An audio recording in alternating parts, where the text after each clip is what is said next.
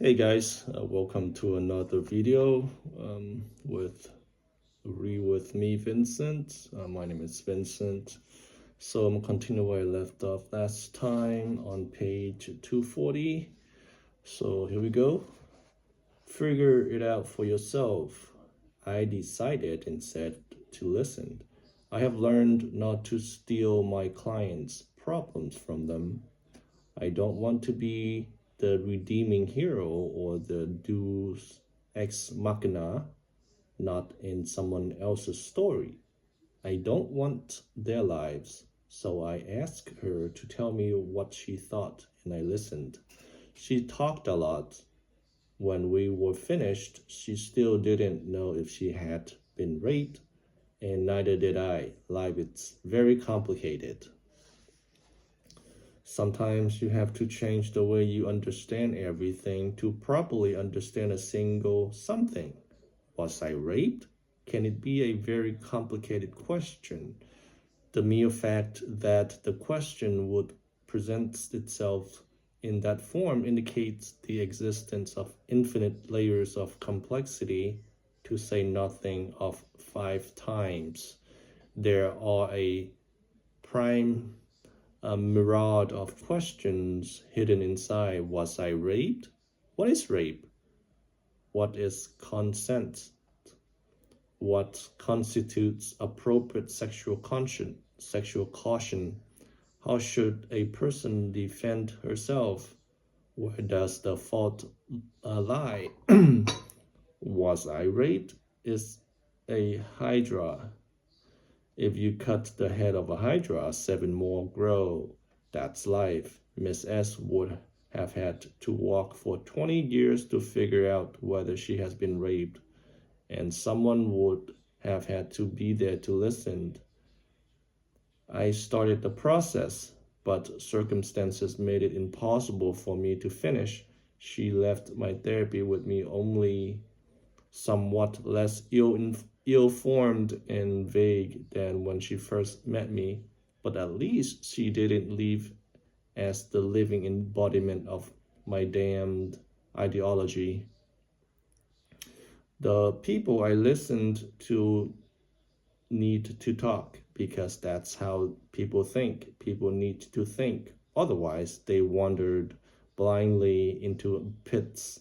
When people think, they stimulate the world and plan how to act in it. If they do a good job of simulating, they can figure out what stupid things they couldn't do. They cannot do them. Then they don't have to suffer the consequences. That's the purpose of thinking. But we can't do it alone. We stimulate the world and plan our actions in it. Only human beings to do this. That's how brilliant we are. We make little avatar of ourselves. We place those avatars in fictional worlds. Then we watch what happens. If our avatar thrives, then we act like he does in the real world. If we thrive, we hope. If our avatar fails, we don't go there. If we have any sense, we let him die in the fictional world so that we don't have to really die in the present. Imagine 2 children talking. The younger one says, "Won't it be fun to climb up on the roof?" He has just placed a little avatar of himself in a fictional world. But his older sister objects. She chimes in. "That's stupid," she said. "What if you fall off the roof? What if that catches you?" The younger child can then modify the original simulation, draw the appropriate conclusion, and let the whole fictional world water on the vine. Or not. Maybe the risk is worth it. But at least now it can be factored in. The fictional world is a bit more complex and the avatar a bit wiser. People think they think, but it's not true. It's mostly self-criticism that passes for thinking. True thinking is rare, just like true listening. Thinking is listening to yourself. It's difficult to think. You have to be at least two people at the same time. Then you have to let those people disagree. Thinking is an internal dialogue between two or more different views of the world. Viewpoint one is an avatar in a simulated world. It has its own representations of past, present, and future, and its own ideas about how to act. So in viewpoints 2 and 3 and 4, thinking it's a process of by which these internal avatars imagine and articulate their words to one another. You can't draw men among against one another when you're thinking, neither, because then you are not thinking. You're rationalizing pro hoc. You're matching what you want against a weak opponent so that you don't have to change your mind. You're propagandizing, you're using doublespeak. You're using your own conclusions to justify your proofs. You're hidden from the truth. True thinking is complex and demanding. It requires you to be articulate speaker and carefully, judiciously listener at the same time. It involves conflict, so you have to tolerate conflict. Conflict involves negotiation and compromise, so you have to learn to give and take and to modify your premises and adjust your thoughts. Even your perception of the world sometimes results in the defeat and elimination of one or more internal avatar. They don't like to be defeated or eliminated either. They're hard to build, they're valuable, they're alive, they like to stay alive. They'll fight to stay alive. You better listen to them.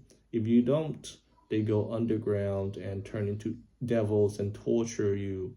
In consequence, thinking it's emotionally painful as well as psychologically demanding, more so than anything else except not thinking. But you have to be very articulate and so sophisticated to have all of this occur inside of your own head. What are you to do then if you aren't very good at this thinking, at being two people at one time? That's easy. You talk, but you need someone to listen. A listening person is your propagator and your opponent. So what I gather from that is to be able to articulate something in your head and go through that ideas within yourself. It can be quite challenging.